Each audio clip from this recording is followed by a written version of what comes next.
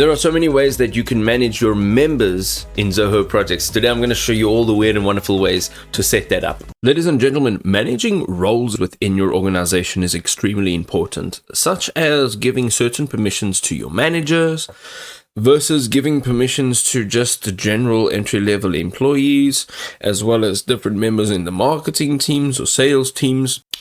So what we're going to do on the top right hand side is you will see the gear icon, that is the setup button, and on the left hand side you will see a bunch of options. You'll see manage users. You can click on roles, and here you can add different roles.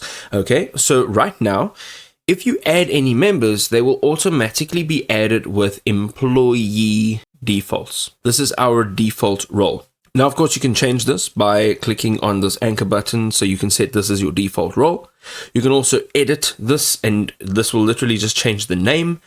And then you can just add a role over here, give it a name, and click on save.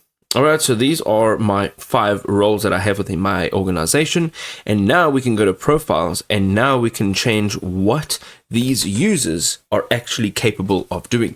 Now, I know this looks very, very complicated, but essentially, anybody that has the employee role will have these permissions going down here with regards to any of these action permissions. Okay, you can go to task lists, phases, issues, time logs, so forth, and you can open up these menus as well.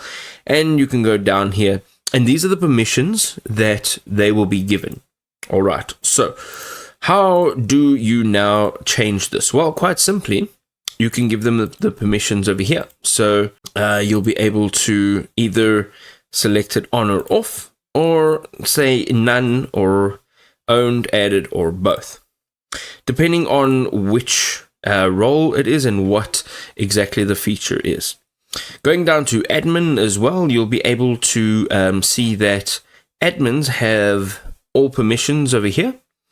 And as you go down, you can see again, managers have different permissions. You can change those permissions. Contractors have different permissions. You can change that.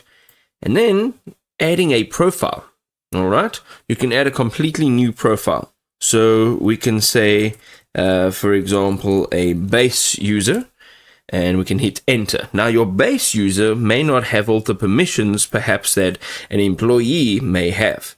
You can go down and you can just add in the permissions. So they start by default with nothing. You can just add in what you would like to add in. Okay. If you go back to roles over here, again, you can add in whatever roles you'd like to add in, and then you can give this, you can add them in over here, and then you can change all of their permissions individually. Now, I know it's a long list, but it is valuable to go in and give different permissions to different users.